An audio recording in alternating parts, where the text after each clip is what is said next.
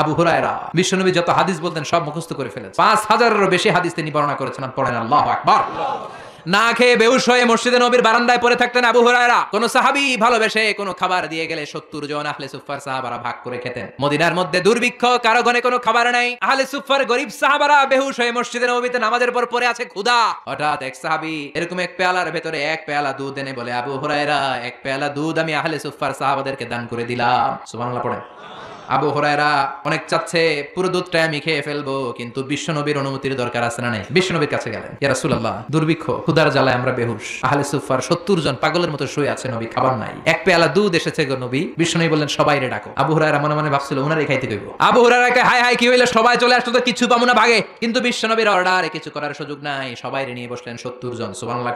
আবু হুরায়রা বিশ্বনবীর বাম দিক দিয়ে বসা, আর বিশ্বনবীর অভ্যাস ছিল খাবার বিতরণের সময় ডান দিক দিয়ে শুরু করতেন। দুধের পেয়ালাটা নিয়ে বিশ্বনবী বললেন বিসমিল্লাহ।